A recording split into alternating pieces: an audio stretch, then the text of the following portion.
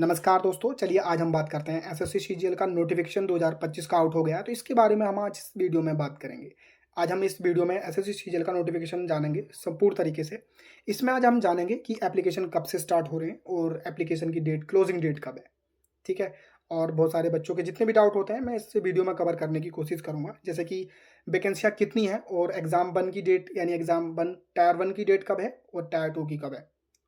सारी डिटेल में बात करेंगे हम। वैकेंसियाँ कितनी वैकेंसियाँ हैं इसमें, क्वालिफ़िकेशन की बात करेंगे और एज लिमिट के बारे में बात करेंगे और लास्ट में वीडियो के हम ये भी देखेंगे कि फॉर्म को कैसे अप्लाई करें, ठीक है?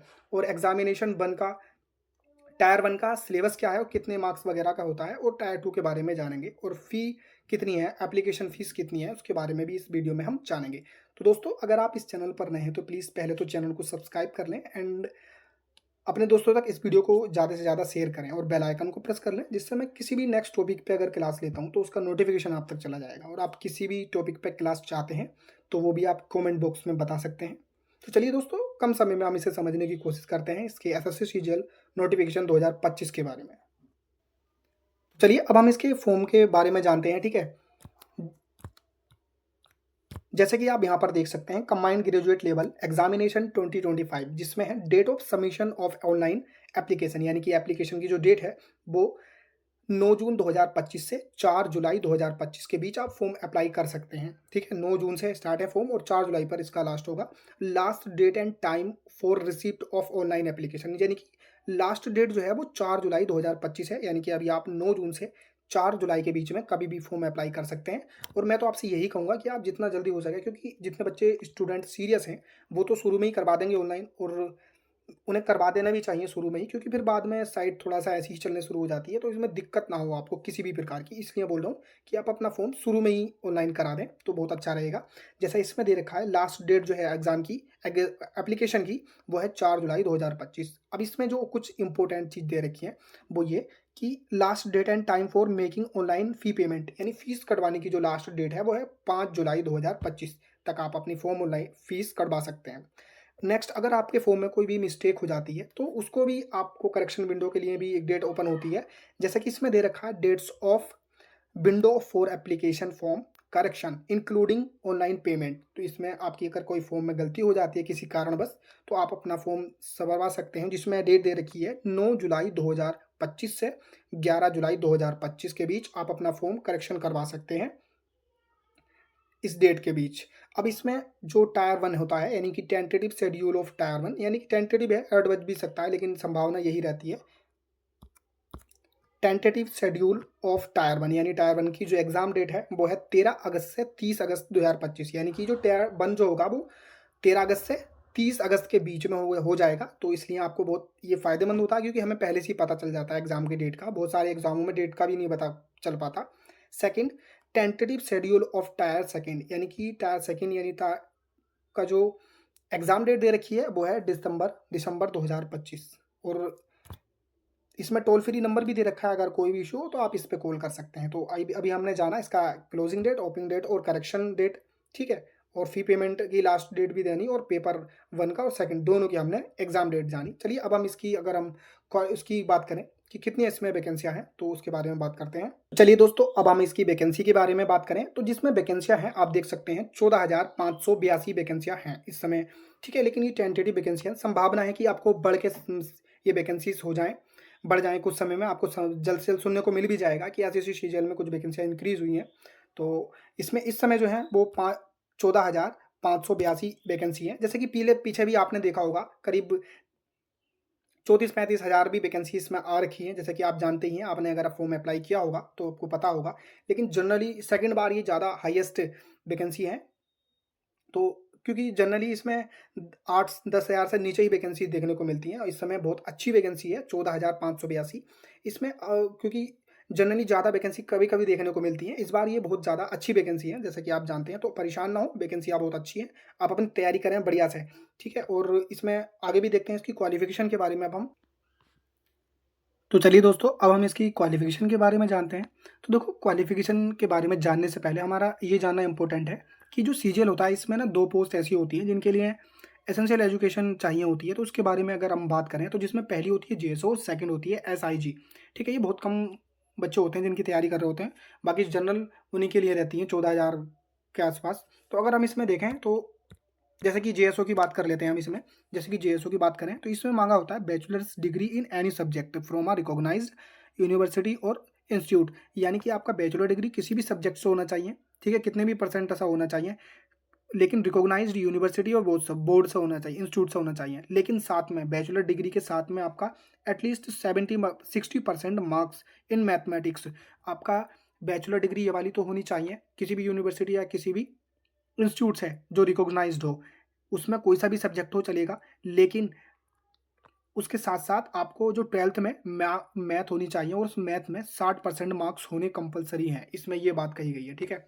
सेकंड, अगर आपके पास ये एजुकेशन नहीं है तो कोई बात नहीं, आपके पास ये होनी चाहिए जिसमें लिखा है bachelor's degree in any subject with statics S one of the subject at degree level, यानी कि आपके पास बैचलर डिग्री कोई सी भी होनी चाहिए, किसी भी सब्जेक्ट से होनी चाहिए, कितनी भी परसेंटेज होनी चाहिए, लेकिन साथ में बैचलर डिग्री के साथ में एक सब्जेक्ट मतलब statics as one of the subject, static subject ऐसा होना चाहिए एट डिग्री लेवल, जो डिग्री लेवल का हो, ठीक है। Bachelor's degree in any subject with statics as one of the subject at degree level, ठीक है। सेकंड जो दे रखी है स्टैटिकल्स इन्वेस्टिगेटर ग्रेड सेकंड, इसके बारे में भी आप देख सकते हो, और जितनी जेएसओ और एस आईजी जो है सेकंड है, इनके लिए क्वालिफिकेशन ये मांगी है, और नेक्स्ट जो है वो क्वालिफिकेशन सभी बच्चों के लिए मांगी है। और इसमें अगर हम देखें ऑल अदर पोस्ट के लिए जो क्वालिफिकेशन है उसके बारे में बात करें तो bachelor's degree from a recognised university और इक्विवेलेंट, यानी कि आपके पास बैचलर डिग्री होनी चाहिए, किसी भी सब्जेक्ट से होनी चाहिए, बीटेक बीए डिग्री हो, बैचलर्स डिग्री होनी चाहिए, केवल बैचलर्स डिग्री होनी चाहिए, चाहे तो वो बीए हो या बीटेक हो या बीएससी हो, कुछ भी हो, एक्स वाई जेड, उसमें कोई सब्जेक्ट की रिकमेंडेशन नहीं है कि कौन सा सब्जेक्ट होना चाहिए आपके पास और कितनी परसेंटेज होनी चाहिए किसी भी सब्जेक्ट में, इस बारे में भी नहीं कहा गया है। लेकिन सेकंड जो डाउट बचता है बच्चों का कि वो जो बच्चे अपेयरिंग होते हैं वो क्या वे बच्चे भर सकते हैं, तो उसमें इसमें साफ साफ लिखा है कि आपका लास्ट ईयर जो है ना वो 1/8/2025 तक कंप्लीट हो जाना चाहिए, ठीक है, 1 अगस्त 2025 तक आपका कंप्लीट होना चाहिए। जैसे कि मान लीजिए जून में किसी बच्चे ने ग्रेजुएशन फाइनल के पेपर दिए हैं, ठीक है, क्या भी बच्चा स्कूल में भर सकता है, तो उनका रिजल्ट जो है ना 1/8/2025 तक आ जाना चाहिए। अगर इसके बाद आता है तो वो अप्लाई नहीं कर सकते, फॉर्म अप्लाई नहीं कर सकते, लेकिन इससे पहले पहले आ जाता है तो भी बच्चे इस फॉर्म को भर सकते हैं। आई होप आपके समझ में आया होगा।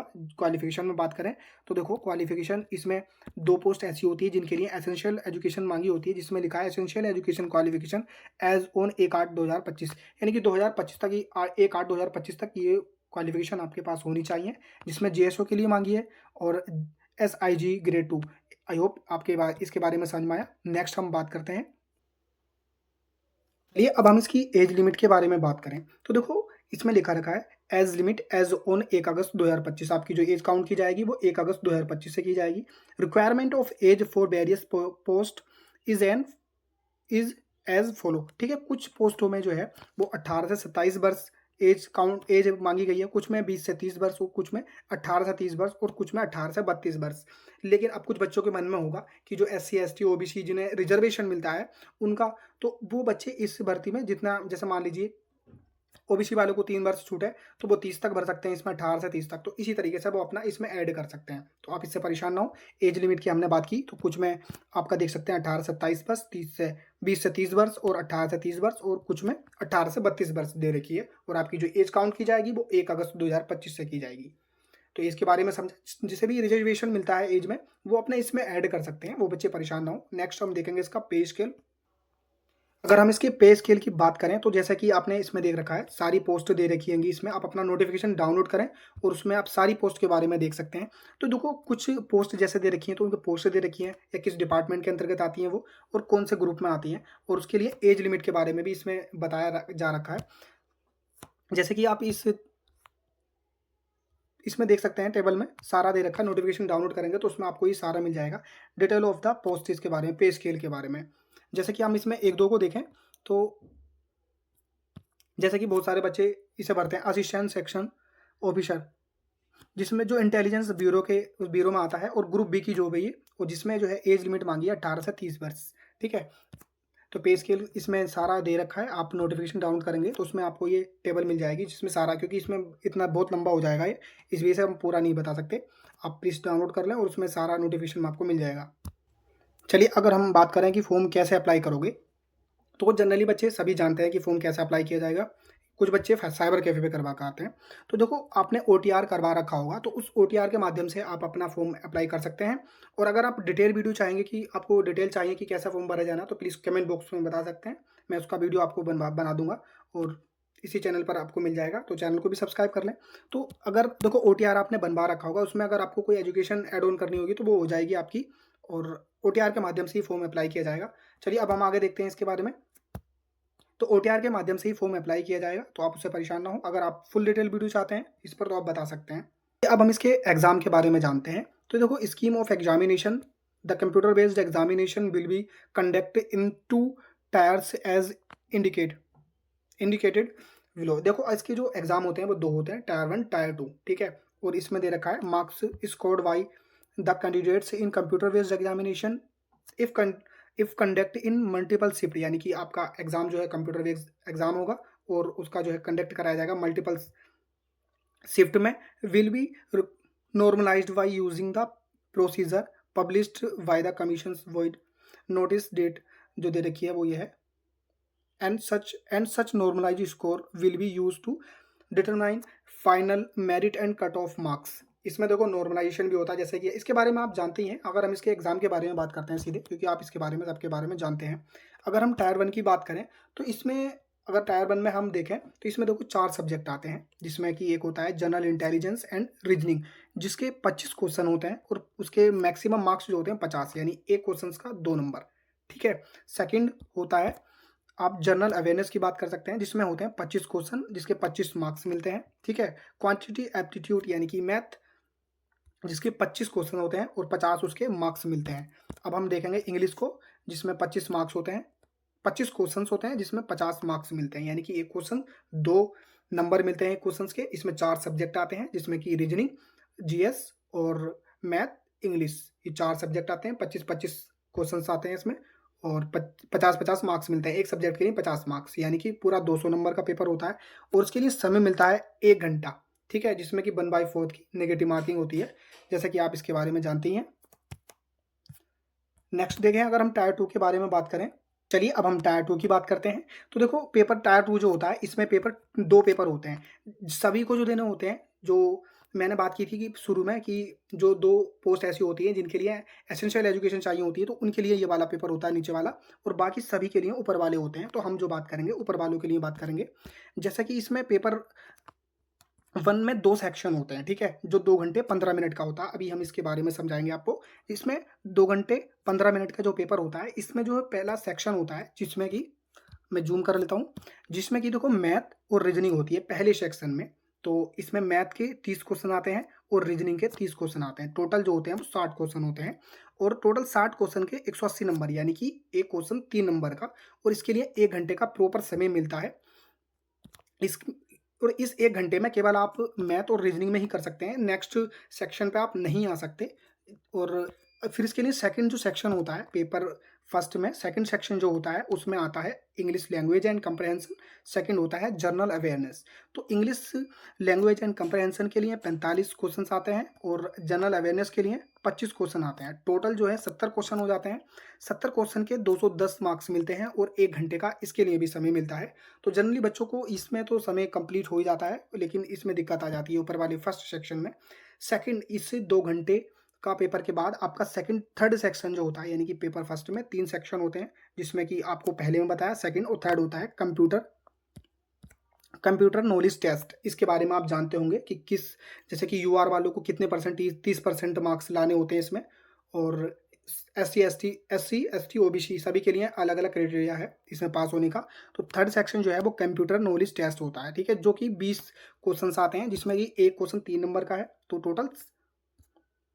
टोटल जो है वो 60 मार्क्स का होता है, ठीक है। इसके लिए 15 मिनट का समय दिया जाता है, यानी कि 2 घंटे 15 मिनट आपके कंप्लीट हो जाते हैं। फिर पेपर फर्स्ट जो हुआ था, इसमें ही सेकंड सेक्शन आता है। जैसे कि फर्स्ट सेक्शन के बारे में बात किया, जो इसमें 2 घंटे 15 मिनट मिलते हैं। सेकंड सेक्शन जो है वो 15 मिनट के लिए मिलता है, जिसमें कि आपको टाइपिंग करनी होती है। आई थिंक आप इसके बारे में जानते होंगे, तो एक बार और बताता हूँ मैं आपको। देखो पेपर टायर 2 जो है उसमें 2 पेपर होते हैं, ठीक है, जिसमें कि जेएसओ या जो मैंने पोस्ट बताई थी उनके लिए अलग होता है, बाकी सभी के लिए ऊपर वाली जो होते हैं ये सब देने होते हैं, ठीक है। तो इसमें अगर हम बात करें तो जैसे कि पेपर 1 में सेक्शन 2 सेक्शन होते हैं, पेपर 1 जो होता है उसमें 2 सेक्शन होते हैं, ठीक है, फर्स्ट और सेकंड। फर्स्ट में 3 सेक्शन होते हैं जैसे कि इसमें दे रखा है। फर्स्ट में 3 सेक्शन होते हैं। फर्स्ट सेक्शन में जो है मैथ और रीजनिंग आती है जिसमें 30-30 क्वेश्चंस होते हैं, जिसमें कि 180 मार्क्स मिलते हैं, यानी कि एक क्वेश्चन 3 मार्क्स का। Second section English language and comprehension जिसमें 45 क्वेश्चन आते हैं, और सेकंड सेक्शन में सेकंड सब्जेक्ट जो है वो जनरल अवेयरनेस है जिसमें कि 25 क्वेश्चन आते हैं, और एक क्वेश्चन 3 मार्क्स का होता है, तो टोटल जो है 210 नंबर मिलते हैं। पहले सेक्शन के लिए पूरा 1 घंटा मिलता है, सेकंड सेक्शन के लिए पूरा 1 घंटा मिलता है। थर्ड सेक्शन जो है फर्स्ट पेपर सेक्शन में, उसमें कंप्यूटर नॉलेज जो टेस्ट होता है जिसमें कि 20 क्वेश्चंस आते हैं, और एक क्वेश्चन के लिए 3 मार्क्स, तो टोटल 60 मार्क्स का पेपर होता है, और इसके लिए आपको अलग से 15 मिनट मिलते हैं। सेक्शन 1 आपका कंप्लीट हो जाता है। और अब हम नेक्स्ट बात करें तो सेकंड सेक्शन जो है 15 मिनट का होता है, जैसे कि आप जानते हैं टाइपिंग टेस्ट। तो इसके बारे में हमने जाना, और कोई भी इशू हो तो आप कमेंट बॉक्स में बता सकते हैं, कोई भी अगर टॉपिक रह रहा हो। चलिए हमने इसके बारे में जाना टायर 2 के बारे में। अब हम जानते हैं मेरिट लिस्ट के बारे में बात करते हैं, जिसमें लिखा है देखो मेरिट लिस्ट जो होती है ना वो सेकंड एग्जामिनेशन ओनली, ये दिखा रखा candidate in tyre second examination, यानी कि जो टायर 2 दे करके आएगा उसी के आधार पर आपको सिलेक्शन होगा, ना कि किसी और के। फर्स्ट पेपर जो होता है क्वालिफाइंग होता है केवल। अब क्वालिफाइंग का मतलब ये नहीं कि आप 30% मार्क्स ला करके इसमें पास हो जाएंगे, नहीं, मेरिट जितने पे जाती है उसके आधार पे पास होते हैं। लेकिन आपको जो पोस्ट मिलती है वो सेकंड पेपर के हिसाब से मिलती है, यानी सेकंड पेपर में जितने आपने नंबर लाए होते हैं उन्हीं के आधार पर मिलती है, यानी मेरिट लिस्ट सेकंड पेपर के आधार पर बनती है। आई थिंक आप इसके बारे में समझे। कोई भी क्वेश्चन हो ना तो वो प्लीज़ आप कमेंट बॉक्स में बता सकते हैं, मैं हैंड टू हैंड जवाब दूंगा। आप किसी भी और वीडियो पे जा करके देख सकते हैं, मैं जिन भी बच्चों का कोई भी डाउट होता है मैं कमेंट बॉक्स में हैंड टू हैंड देता हूँ, जल्द से जल्द देने की कोशिश करता हूँ। चलिए अब हम आगे देखते हैं। चलिए अगर हम एप्लीकेशन फ़ीस के बारे में बात करें, देखो जनरल, ओबीसी और ईडब्ल्यूएस के जो वॉइस होते हैं उनके लिए 100 रुपीज़ फीस है। बाकी एससी, एसटी, पीएच बाकी सभी के लिए, चाहे तो इसमें बॉयज़ हो या गर्ल्स हो, उनके लिए फॉर्म की जो फीस है वो 0 रुपये है। और ऑल कैटेगरी फीमेल, यानी कि फीमेल की जितनी भी कैटेगरी की, चाहे तो एससी की हो, एसटी की हो, ओबीसी की हो, जनरल की हो, ईडब्ल्यूएस की हो, किसी की भी हो, उनके लिए जो फीस है वो 0 रुपये है। बाकी जो फीस जाती है वो जनरल, ओबीसी और ईडब्ल्यूएस के जो वॉइस होते हैं उनके बारे में, उनके लिए जाती है 100 रुपये, वो भी, बाकी और किसी की नहीं जाती है। तो हमने एप्लीकेशन फ़ीस के बारे में जाना, और हमने इस वीडियो में सारी चीज़ों को जाना। एप्लीकेशन की डेट हो, चाहे तो क्लोजिंग डेट, टायर 1 की डेट, टायर 2 की डेट, और फ़ी पेमेंट की लास्ट डेट, करेक्शन डेट, हमने सारा कुछ जाना। वैकेंसियाँ कितनी है, एजुकेशन क्वालिफिकेशन कितनी है, एज लिमिट, पे स्केल, और फॉर्म कैसे अप्लाई करें, ठीक है, इन सब चीज़ों के बारे में जाना। टायर 1 का हमने सारा सिलेबस समझा, टायर 2 का भी हमने सारा सिलेबस समझा, और एप्लीकेशन फ़ीस के बारे में भी जाना। तो दोस्तों अगर इसके बाद भी आपका कोई क्वेश्चन रह जाता है तो प्लीज़ कमेंट बॉक्स में बता दें, मैं उसका जवाब आपको कमेंट बॉक्स में ही दे दूँगा। या फिर आपको कोई जनरल फॉर्म कैसे भरना है इसके बारे में अगर पूछना है तो प्लीज़ वो भी आप कमेंट बॉक्स में बता सकते हैं। मैं नेक्स्ट वीडियो में उसको पूरा बना करके आपको बता दूंगा। और चैनल को जरूर सब्सक्राइब कर लें। अगर किसी भी टॉपिक पे क्लास चाहते हैं तो वो भी आप कमेंट बॉक्स में बता सकते हैं, या कोई भी डाउट रह गया उस फॉर्म से रिलेटेड तो वो भी आप कमेंट बॉक्स में बता सकते हैं। और आप सभी स्टूडेंट जितने भी हैं एसएससी की साइट पे जा करके इस नोटिफिकेशन को डाउनलोड करें और उसको एक बार खुद भी पढ़ें, फिर उसके बाद अपना फॉर्म ऑनलाइन कराएं, जिससे कि आपको किसी भी प्रकार की कोई इशू का सामना करना ना पड़े, कोई भी दिक्कत ना हो आपके लिए। तो प्लीज़ आप अपना फॉर्म का ये नोटिफिकेशन डाउनलोड करें और अपना फॉर्म सभी बच्चे भराएं जो भी इसमें इंटरेस्टेड हैं। तो चलिए दोस्तों, thank you for watching this video. जय हिंद, जय भारत। कोई भी क्वेश्चन हो प्लीज़ कमेंट बॉक्स में आप बता सकते हैं, और चैनल को सब्सक्राइब करे बिना नहीं जाए। Thank you.